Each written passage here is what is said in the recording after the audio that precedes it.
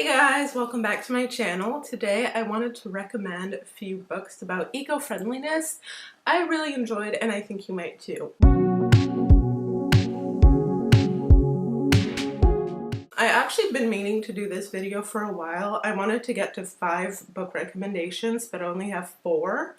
I toyed around with throwing in an extra one that I haven't read yet but I thought might be good, but I thought I wanted to stick to books I've read and I can certify are awesome. And yeah, if you didn't know, there's the COP27 right now in Egypt. Yeah, I just thought in honor of that, let's talk about the environment because I'm also kind of a tree hugger. So recommendation number 1 is The Story of Stuff by Annie Lennox. So this book is the first in all of this list that I read. It's really interesting. I think it came out in like 2009 or 10, so some of the stats are slightly outdated, but honestly you could rewrite the same book with newer stats and it would be chef's kiss beautiful. So this book follows it's the story of stuff, as in you follow the lifespan of an object from when you like harvest the raw material or like the base material up until when it's disposed of or recycled. And Annie Lennox kind of explains how that works for different materials like electronics or furniture, or like she kind of takes you through the whole catalog of objects. You get a pretty good idea of kind of everything that might get made, which is really cool. I thought this book was really well written and it gives you a better idea, really, I think, of what it takes to make something, and it gives you more appreciation for like stuff. Hence The Story of Stuff. And yeah, so I absolutely recommend that one. It's very easy to read too. Honestly, of all the books on this list, if you only picked one to read, it would be this one, which is also why I put it first on the list. Alright, next up we have 101 Ways to Go Zero Waste by Kathryn Kellogg. So what's interesting with this book is that whereas more like the other books on this list are more like big picture, this one kind of focuses on little things you can do as an everyday person to reduce your carbon footprint, I guess, or like little changes you can make. I think they're really good. What I really like about this book, I realize it's just kind of like a list. But it's a very well made list. It's very well explained. She, like the title implies, offers 101 ways to reduce your waste. She also kind of talks about the term zero waste, which should be low waste because you can't go zero, but that's a whole nother conversation. Yeah, but what I really like about this one is that the solutions that she offers are actually doable. Like, I feel like a lot of times solutions that some activists offer are just a bit idealistic and don't really work for everyone. Also, what I like about this book is that though I believe the author is American or British, I can't remember. I think I read it on Audible too, so I was confused as to whether the narrator and the author were the same person. Whatever. Anyway, that's my problem. But what I like about this book is that she acknowledges that some solutions work in her country and some might adapt differently in others, and she kind of talks about that too, so you're not just like, okay, cool, that works for someone else and not me. That's awesome.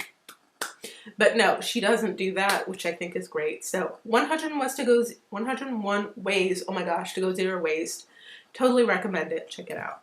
All right, next up we have The Future of Packaging. Oh, The Future of Packaging by Szaky. I think I'm pronouncing the name correctly. So if I'm not mistaken, I believe this one, I don't know if this is true or not, but it felt that way when I was reading it, was written maybe more for entrepreneurs or people with businesses who are actually in a position to make packaging. What I think is interesting with this one, first, sorry, it follows kind of like, it tells the story of packaging and what packaging entails in terms of what it takes to make packaging, what it takes to think a packaging design. and what it takes to dispose of or recycle packaging depending on what material it's made of, what color it is, where you live too, because not everywhere has the same recycling options. And I don't know, it's just really well made. And even though it's, I believe, partly written for business owners, it does give you good insight as a consumer, at least I thought, as to how to think about what items you might purchase rather than others purely based on the packaging. Yeah, I think it's just really, I really like this one. I loved this book. All right, the last one I'm going to recommend is A Life Less Throwaway, The Art of Buying for Life by Tara Burton. Oh, what? I think I may have written a typo in my notes. Oopsie, but whatever, you'll see. So I hesitated between saying, if you're only going to read one book on this list, read this one or The Story of Stuff. The reason I said The Story of Stuff is honestly just because chronologically I read that one first, no other reason, because this one is also very big picture, but also very tangible things you can do as an average Joe. What's interesting with this one, I think, is that I think in my lifespan, at least, of being born in the 90s, I felt a shift between like a culture of buying things of quality versus now I feel like it's more like buy something cheap that you can afford. Maybe that's an adult, because I'm an adult now and I have to buy my own crap. But I say that jokingly, but actually I can feel the difference where when I was younger, it was like, you know, you fix things, you buy stuff that's, you know, if it breaks, you take it to the repair store.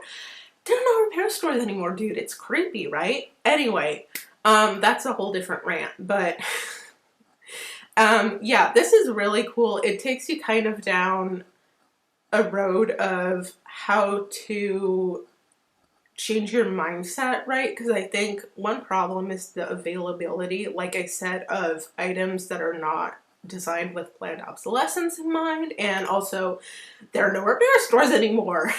You gotta Google it or whatever, like do it yourself, and it's very annoying.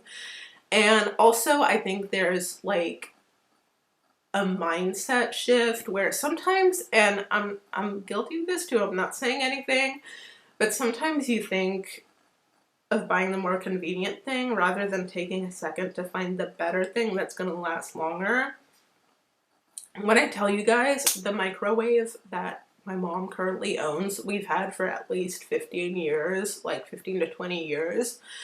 Boy, that thing was not planned, like that thing was not designed with planned obsolescence in mind. And it, like, I don't know, I'm just like, our freaking microwave is almost 20 years old, and my, like, some items we just change after 2 years, even if they still work, just because it's like, oh, you've had it for a while, you know, like, I don't know. Anyway, that's a whole different rant. So I would recommend you read these 4 books, if not one of these 4 books. I don't know. I just thought it's a cool topic, an interesting and important topic to talk about the environment and stuff. But anyway, yeah.